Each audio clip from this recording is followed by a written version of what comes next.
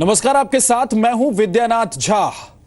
कलयुग के कुबेर की काली कमाई। जी हां, हम बात कर रहे हैं आंध्र प्रदेश के काकीनाडा में एक सरकारी अधिकारी की, जिसके घर से इतना काला धन मिला जितनी आप कल्पना तक नहीं कर सकते। लाख, 2 लाख या 1-2 करोड़ नहीं, पूरे 800 करोड़। जी हां, 800 करोड़ का काला धन मिला है। भरोसा नहीं हो रहा होगा आपको, एक रिपोर्ट देखिए।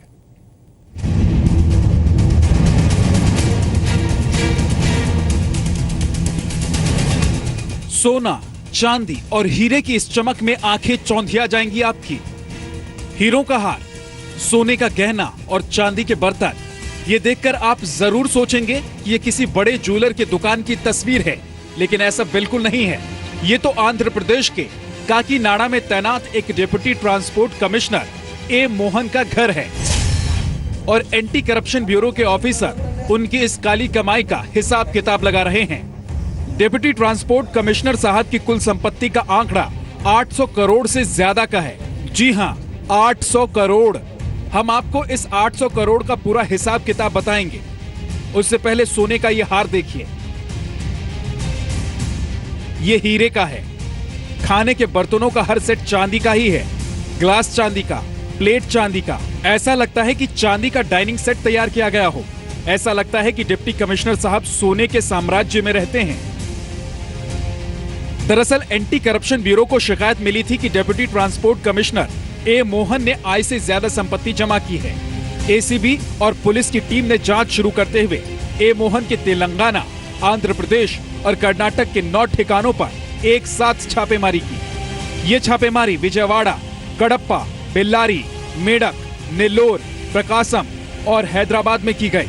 जांच अब भी जारी है, जबकि ए मोहन के घर से कई डायमंड, सोने चांदी की ज्वेलरी और दूसरे महंगे रत्नों की बारिश हो रही है। आंध्र प्रदेश ఏసీబీ డీజీ గారు గౌరవ శ్రీ డాక్టర్ ఎం మాలకొండే గారి ఉత్తర్వుల మేరకు ఈరోజు ఇక్కడ సెంట్రల్ ఇన్వెస్టిగేషన్ యూనిట్ నుండి ఆదిమూలం మోహన్ గారు కాకినాడ అంటే ఈస్ట్ గోదావరి జిల్లా డిప్యూటీ ట్రాన్స్పోర్ట్ కమిషనర్ గారు ఆదాయానికి మించినటువంటి ఆస్తులు కలిగి ఉన్నాయన్నటువంటి ए मोहन के घर से 100 से 120 करोड़ की प्रॉपर्टी के भी डॉक्यूमेंट्स जब्त किए गए हैं। अभी कई बैंकों के 12 लॉकर्स खुलना बाकी है। हैदराबाद में कई प्रॉपर्टीज और लॉकर्स होने का पता चला है। एसीबी का दावा है कि प्रॉपर्टी की वैल्यू 800 करोड़ से ज्यादा है। ఒక ఫ్లాట్ ఉంది, ఒక అపార్ట్మెంట్ ఉన్న ఆస్తులన్నీ కూడా తెలంగాణ ఏరియాలో మనకి హైదరాబాద్కి సంబంధించిన దగ్గర బాగా ఎక్కువగా ఉన్నాయి. అలా అల్లుడి పేరు మీద కూడా ఒక 2 ఇల్లులు ఉన్నాయి, అది వెరిఫై చేయాల్సి ఉంది। इतना ही नहीं, छापेमारी के दौरान 8 प्लॉट, 1 फ्लैट, 3 मंजिला, 1 घर, 54.4 एकड़ खेती की जमीन के कागजात मिले हैं। 2 किलो सोना, 5 किलो चांदी और 4 लाख रुपए कैश बरामद किया गया है। एसीबी का यह भी दावा है कि ए मोहन ब्लैक मनी को वाइट करता था। इसके लिए उसने अपने परिवार और रिश्तेदारों के नाम से गलत पते पर कंपनियां रजिस्टर करा रखी थी। अफसरों का कहना है कि कई कंपनियों के एड्रेस सिर्फ पेपर पर हैं। मोहन ने हाल ही में कुछ प्रॉपर्टी सास ससुर के नाम पर भी ट्रांसफर की है। डेप्यूटी ट्रांसपोर्ट कमिश्नर ए मोहन को आय से अधिक संपत्ति का केस दर्ज कर गिरफ्तार कर लिया गया है। गुरुवार को शुरू हुई ये छापेमारी शुक्रवार तक चलती रही और अब आगे की जांच जारी है। प्रसाद भोसेकर, जी मीडिया। तो कलयुग के इस कुबेर के पास कितनी संपत्ति है, क्या क्या है, ये आपने रिपोर्ट में देख लिया। अब आपको एक दिलचस्प आंकड़ा देखना चाहिए जो 800 करोड़ रुपए से जुड़ा हुआ है। आपको बताते हैं कि किस तरह से इस 800 करोड़ रुपए का इस्तेमाल कर सरकार क्या से क्या कर सकती थी। 300 करोड़ रुपए में 230 बेड वाला एक सुपर स्पेशलिटी अस्पताल बन सकता है, यानी कि 900 करोड़ रुपए में ऐसे 230 बेड वाले 3 अस्पताल बनाए जा सकते हैं। केंद्र सरकार एक स्मार्ट सिटी के लिए एक साल में 100 करोड़ रुपए देती है। 800 करोड़ रुपए में 800 स्मार्ट शहर बनाने का सपना साकार किया जा सकता था। इसकी शुरुआत हो सकती थी। हैदराबाद सड़कों के विकास की अगर हम बात करें तो 800 करोड़ रुपए का आवंटन किया गया है। इसमें 21 बड़े फ्लाईओवर बने हैं, यानी कि भ्रष्टाचार के इस रकम से हैदराबाद शहर में फ्लाईओवर का एक पूरा जाल बिछ जाता। आरबीआई के नियम के मुताबिक एक बैंक की स्थापना के लिए 500 करोड़ रुपए की जरूरत होती है और 800 करोड़ रुपए के काले धन में एक नया बैंक देश को मिल जाता और 300 करोड़ रुपए बच जाते, जिसे कहीं और इस्तेमाल किया जा सकता था। तो 2000 छात्रों वाले स्कूल की अगर हम आपको जानकारी दें तो इसके निर्माण की लागत 35 करोड़ आती है और 800 करोड़ में 22 ऐसे स्कूल तैयार किए जा सकते थे। लेकिन ये धन कुबेर अपनी काली कमाई को जमा कर रहा था, अपनी संपत्ति बढ़ा रहा था।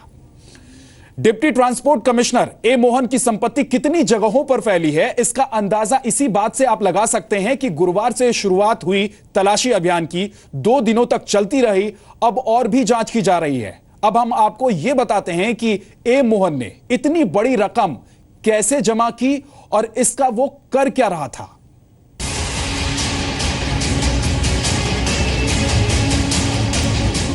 काली कमाई वाले कुबेर के सुनहरे साम्राज्य में सोने, चांदी और हीरे जवाहरात तो देख लिया आपने, लेकिन इसके अलावा भी बहुत कुछ ऐसा है जिसकी जांच पुलिस और एसीबी की टीम कर रही है। लेकिन सवाल यह है कि डिप्टी ट्रांसपोर्ट कमिश्नर ने यह रकम जमा कैसे की। काकीनाडा के आरटीओ कार्यालय में तैनात दूसरे कर्मचारियों की माने तो ए मोहन बिना घूस लिए कोई काम नहीं करता था और घूस लेकर उन लोगों को कुछ भी फायदा पहुंचा देता। इतना ही नहीं, बतौर घूस ए मोहन जमीन, सोना, चांदी, कैश कुछ भी मंजूर कर लेता था। उसे किसी का डर नहीं था। काम के बदले घूस लेने में ए मोहन ने किसी को नहीं बख्शा। वो घूस की रकम किसी को नहीं देता और ट्रांसफर पोस्टिंग से भी जमकर काली कमाई करता था। काकीनाडा के विधायक ने आंध्र प्रदेश के मुख्यमंत्री चंद्रबाबू नायडू से ए मोहन की शिकायत भी की थी, जिसके बाद से उस पर नजर रखी जा रही थी। ए मोहन ने न सिर्फ घूस से पैसा बनाया बल्कि ब्लैक मनी को सफेद करने का भी पूरा उपाय किया था।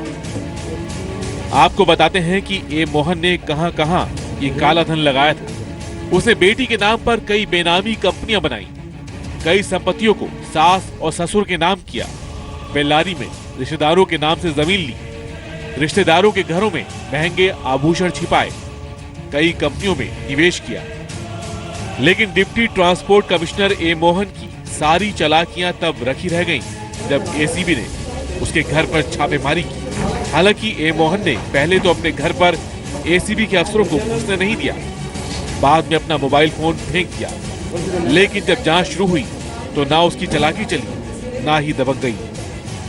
ए मोहन को शुक्रवार को गिरफ्तारी के बाद विजयवाड़ा में एसीबी कोर्ट में पेश किया गया। कोर्ट ने उसकी 2 हफ्ते की रिमांड पुलिस को दी है। ब्यूरो रिपोर्ट, जी मीडिया। तो इस तरह से काली कमाई की कहानी आप पहले भी सुन चुके होंगे, लेकिन दरअसल ये काली कमाई आती कहां से है, होती कैसे है, इस पर एक दिलचस्प आंकड़ा आपको बताते हैं। किस विभाग को कितने लोगों का चढ़ावा चढ़ता है, ये हम आपको बताने की कोशिश कर रहे हैं। समझिए इसको।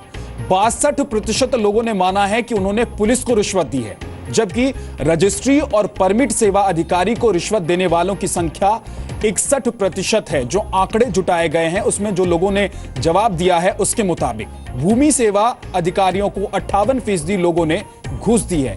एजुकेशन सेक्टर में काम करने वाले लोगों को 48% लोगों ने रिश्वत दी है। रेवेन्यू और कस्टम के अधिकारियों को 41% लोगों ने और न्यायपालिका में काम करने वाले 36% लोगों ने घूस लिया है और लोगों ने घूस देकर अपना काम करवाया है, ये लोग मानते हैं। स्वास्थ्य विभाग में 34% लोगों ने घूस दिया है। ये लोगों का कहना है कि उन्होंने घूस दिया, उसके बाद जाकर उनका काम हुआ। तो इस तरह से घूस देने का एक सिस्टम है और इस सिस्टम के जरिए ही काली कमाई होती है और उसके बाद एक कलयुग का कुबेर तैयार हो जाता है जिसके पास 800 करोड़ रुपए की संपत्ति जमा हो जाती है, वो भी काली।